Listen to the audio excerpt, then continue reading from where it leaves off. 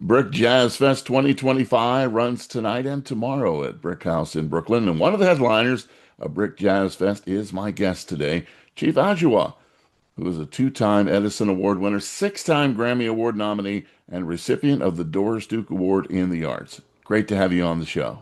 Man, great to be here. Thank you. Your concert tonight at BRIC JazzFest, I know you're preparing for that. Does Yeah, this festival have a special significance to you being in Brooklyn? yeah, absolutely. When I first moved to New York, I moved to Fort Greene.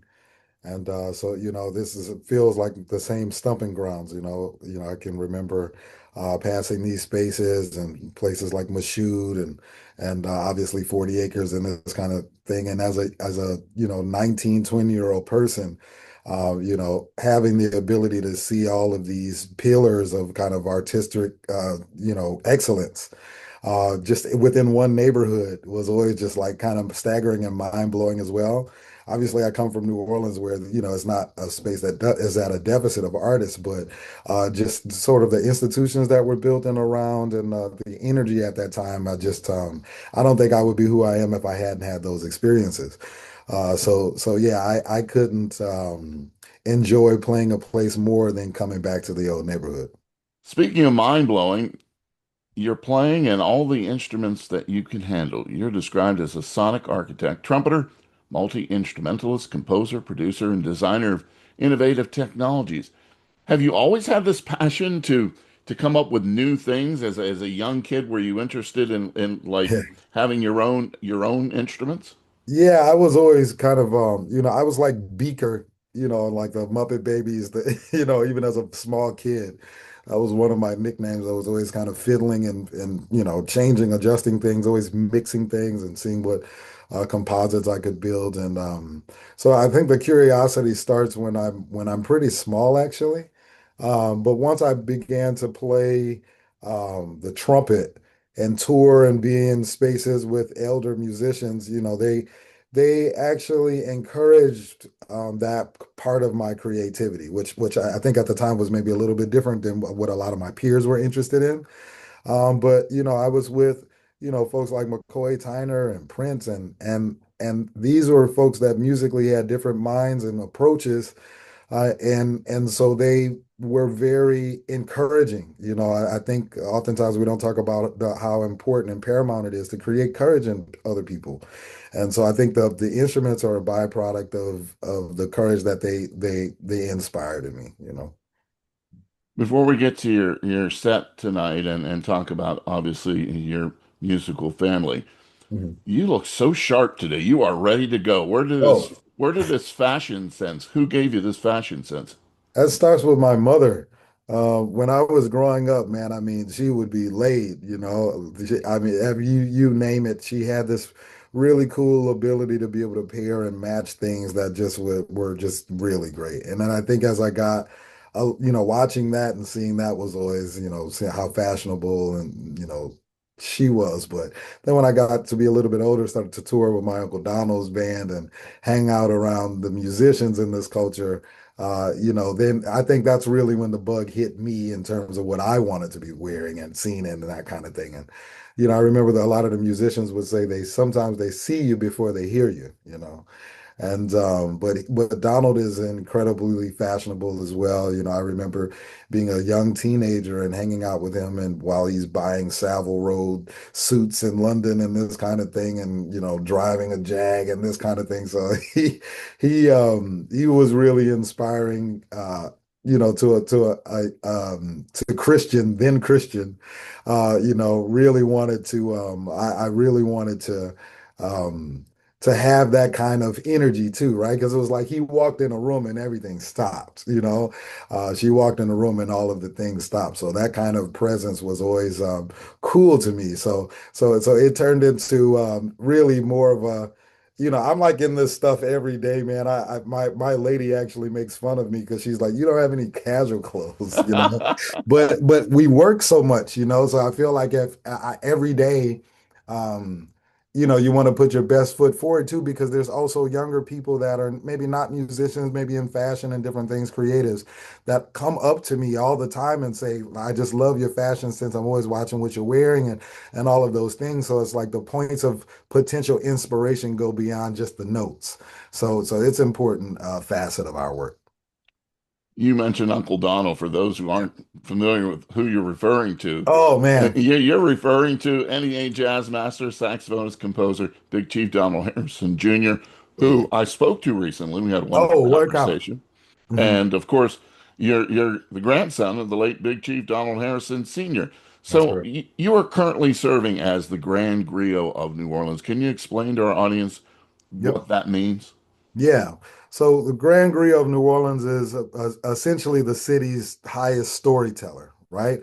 Someone connected to the African systems of remembrance that makes it a point to disseminate those stories to the current generation and younger generation. More often than not, they're much older than me. My grandmother is actually precedes me as a Grand Griot of New Orleans, and she was really, really excited at the news, but also was very clear that there was still a lot of growing and learning and stories that I still had to uncover and learn. The different points of initiation in these kinds of energies. And my family takes um, it very seriously. The community that bestows that energy to the great storytellers in our culture does such incredible work to maintain these systems and to also fight very specific erasure. So it's interesting. Like I follow both of my grandparents in some really specific ways. Like my grandmother was a grand griot, as I mentioned, but my grandfather, who you mentioned, was a great big chief, right? He led four different nations. Obviously, Donald is also a chieftain, right? He's the ruler of Congo Square. And I lead a nation called Shotokan, so I am chief as well. So, New Orleans has these really cool chiefdom systems and also cultural systems that I think without them the music wouldn't exist. So to be connected to those energies and those histories and those cultures is like the joy of my life, and also the work with the children also. You mentioned it right there. I wanted to ask you, Mm. I know you take this role very seriously, and your family has for many years. Mhm. Take us into a conversation you had with a young kid about the Mhm. culture, about Mhm. the nations, and things like that. Well, I would firstly start by asking him, which what's interesting to him about what he sees. In New Orleans, the kids are like we talked about seeing it first. They're so visual. They're immediately struck by the ceremonial regalia and these kinds of things. And so when they begin to talk about the suits, we usually start there, right? Because it's a point of interest that we share common ground because the ceremonial regalia is beautiful to everyone, right? So I would talk to them about the utility of the pieces that they're seeing. So what do you see when you see the suits? And they'll say, well, I see really shiny stones that's kind of reflect the light in all of the different directions. And I would say, well, yeah, those are ABs, and we call them singing stones, and they serve this purpose, right? So if the spy boy or the scout is maybe 3 or 4 blocks ahead of the flag, if he moves that banner from one side to the other and reveals his apron, he's going to see the singing stone, so he can see where he can track where he is. So there's a practical utility of that. What else did you see? And then maybe the kid may say, well, it looked like the patches on his vest were saying something to each other, and then the apron was like kind of looked like the same story. And I'm like, well, yeah, this is a narrative. What you were seeing in this suit is maybe the story of Sundiata Keita, right?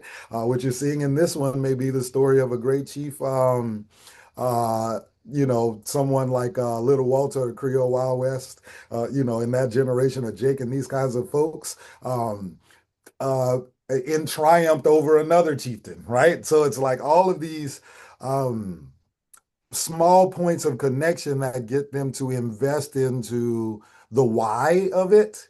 And that seems to inspire more young folks to really want to be a part of it because it's to them, they understand that it's not just carnival revelry, that this is something that's actually connected to systems of self-liberated indigenous and African realities that have maintained the skeleton keys of these expressions since the 17 teens. So if I can get them to want to know all of those things and to invest in those smaller granular ideas, then when we get to the larger ideas and concepts, they're already completely invested. It's a great responsibility that you have. You mentioned it has inspired your music. You have so much to choose from. What are you Mhm. going to put in your set tonight? Oh man, we're gonna premiere some new music because we're in Brooklyn.